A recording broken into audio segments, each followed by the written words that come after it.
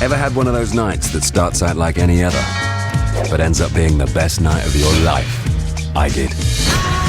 Our goal that night was simple. 12 pubs, 12 pints, from the first post to the world's end. But that night, we never made it. I saw the boys the other day. We're going to go back to Newton Haven. Why? 5 guys, 12 pubs, 50 pints. 60 pints. Oh, steady on, you Alky. This is our chance to finally finish what we started. We are going to do the Golden Mile, and this time we are going to see it through to the bitter end, or lager end. Good evening, Raymondo. The prodigal son's return. Hi. What do you recommend? Beer. One tap water, please. What? What the hell is this? Why are we even here? We are here to get annihilated. You come back and everything's sort of weird. I suggest you get on your way. It's not us that's changed. It's the town. We are going to get to the world's end if it kills us.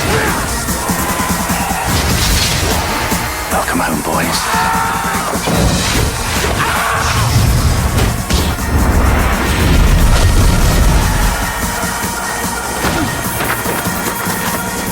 Oh, no. The world's end. What do we do? Let's finish our drinks.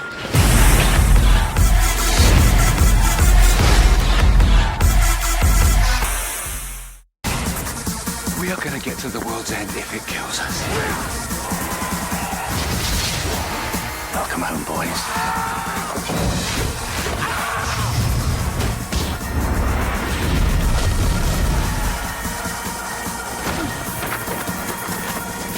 Oh, no.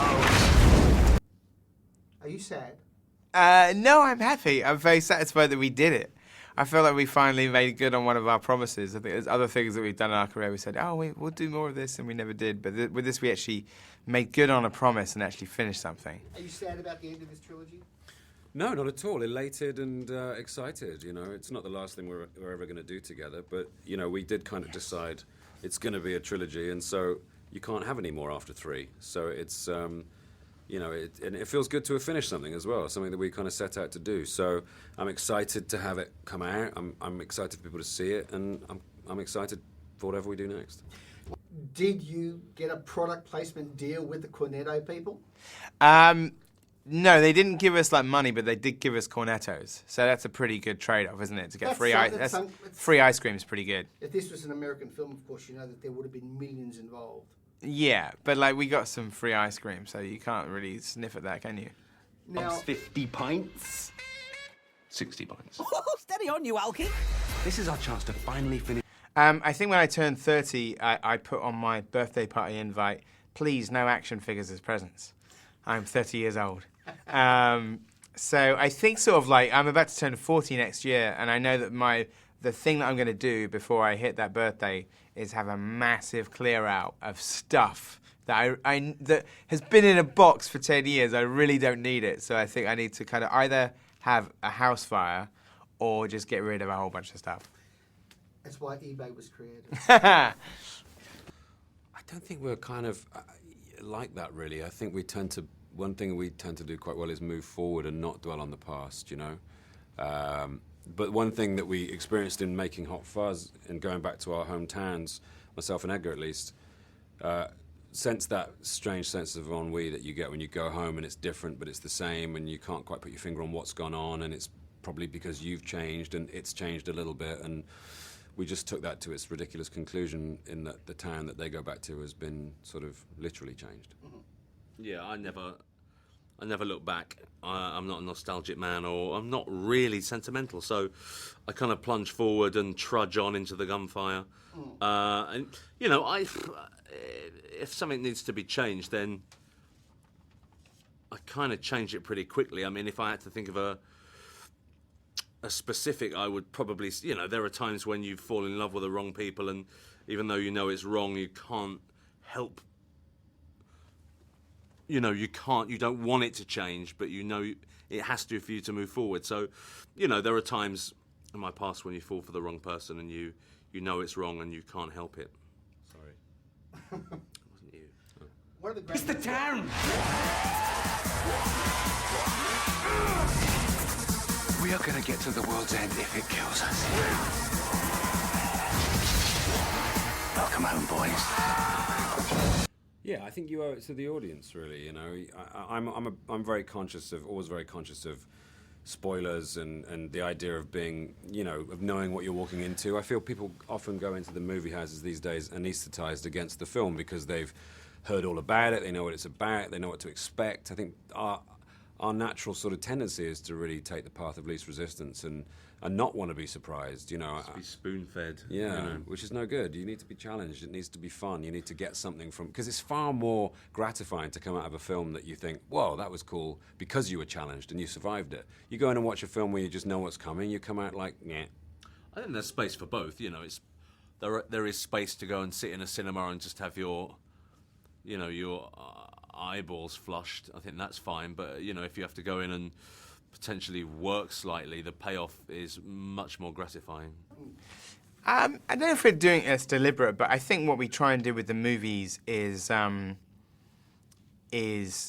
know, they're almost like a Trojan horse in a way, in terms of like on paper it's like a sci-fi comedy, and from the trailer it's a sci-fi comedy, and it is a sci-fi comedy, but then there are other deeper themes and sort of character elements which is sort of hopefully get a bit deeper under the skin.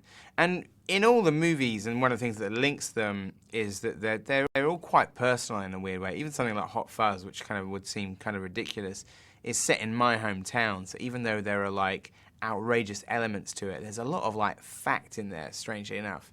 And with this one as well, as you can probably tell from the movie, is it's quite kind of not autobiographical, but there's definitely lots of elements of like myself and Simon's lives, and like just like, you know, thinking about old friends and reunions. And I think if you've ever like come from a small town and going back there is a bittersweet experience, or meeting old school friends, or going to a wedding, like there are these elements that sort of are there which are kind of rich in sort of comic potential, and then made even kind of like stranger when you add in like sort of an extraterrestrial threat to it. You've got what you want, and what you want is perfect. So, you know, working with Edgar is always a challenge, but it's one that's infinitely rewarding, you know. I think there's probably a couple of things. I'm a big sort of fan of cinema, and I think sort of like my default setting is to kind of make sort of you know, sort of comic movies, but maybe I'm a frustrated, serious filmmaker, I don't know. But the other thing is that a lot of the films that I was like, that really like blew me away when I was young, are like kind of either comedy films or genre films that are like really visual, whether it's Raising Arizona or Evil Dead 2 or An American Wealth in London. And like I was always like really taken with those movies of like that you can do more than one thing. You can make a funny movie, but it doesn't have to be pedestrian in the way it looks. It could be really visual and interesting. So I just try sort of to do that, and it's really just a balancing act, because you've got to make sure that you've got the performances, and you've got to make sure that the actors are well served, but then to make it like visually arresting at the same time. It's quite a challenge, you know. Until it hits.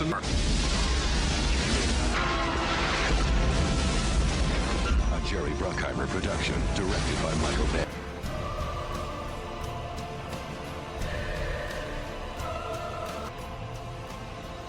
I think it all comes down basically to that Mayan thing. The Mayan calendar. It was on everyone's mind because it was approaching. There was, you know, this happens every few years. There's going to be an apocalypse at the end of the world. Some guy has predicted it in 1428.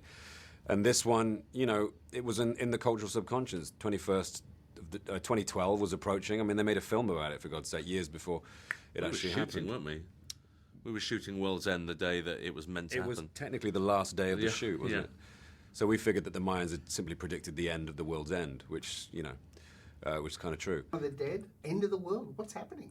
Well, I think what happens is actually, you know, like Shaun of the Dead was sort of, we wrote that script, we finished writing that script like around, you know, I remember on 9/11, I was writing Shaun of the Dead, and I was nearly finished writing it with Simon on that day. And it was interesting how for a second we kind of thought, oh, we can never be funny about this. But it only seemed to reinforce how we felt, like, in times of crisis, what you do is you go to your loved ones. So it actually became about sort of the idea of, like, in the time of crisis, like, what do? You actually sort of, like, kind of gather your loved ones together. In this film, like, you know, the characters might actually be responsible for cataclysmic events. In terms of why, like, the end of the world is in all of the movies and so much destruction, whether it's in, like, World War Z and Man of Steel or After Earth, Oblivion, like, everything. I think part of it is because, like, when I was a little kid, like, the space race still existed. And when I was a little kid, I thought that we were all going to be living on the moon, like, by, like, sort of, like, you know, 2010. Didn't happen. So I think sort of, like, sadly, I think what happens is all the films are just about the sort of paranoia about the Earth eating itself, really. And, you know, what this movie is about is, like, without giving too much away, but, like, the sort of, like, the villains of the piece are kind of here to help. And it actually becomes that your sort of, like, flawed kind of hero who's actually like a walking car crash. It might be your last, like, human. 50 pints? 60 pints. Oh, steady on, you alky. This is our chance to finally finish what we started. We are going to do the Golden Mile, and this... Well, me and Simon are quite, we're both quite, like, dictators and stuff in a way, like, in terms of we write the script and then we rehearse it with the actors. That's where it's sort of the looser period, is that for 2 weeks we rehearse it like it's a play. Then you get lines that come out of that, and then you write those into the script. But pretty much we don't really do any improv on the set at all. We kind of stick to the script because a lot of it, you know, like a farce or something, like each line leads on to the next line, leads on to the next line, leads on to the next scene.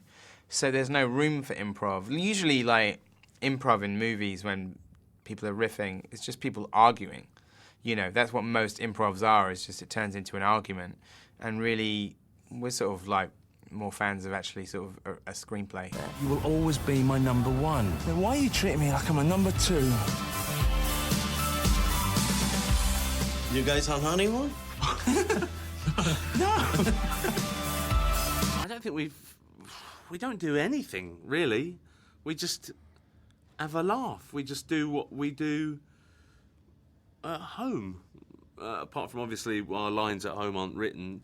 There's no conscious effort to do anything. I never see us as a comedy duo either. It's never like it's not our job to be a duo. We work together because we enjoy working together. We have a natural chemistry which we can exploit for the effect of the movie, and as we do with Edgar. You know, we've done more stuff separately than we've done together. It's just so happens we've done 5 things where we've been together. I suppose 6 if you include. I think we resist being a double act too, because I kind of like the fact that when we come together to do a film, people feel a certain sense of excitement that they're doing a film again together. You know, I'd hate for that to be diluted. Oh, them again. Yeah, you know, I mean, that would be terrible. It would be a real shame, you know. So if it means that we only do a film every 5 years or every 7 years, then that's what we're going to do, you know.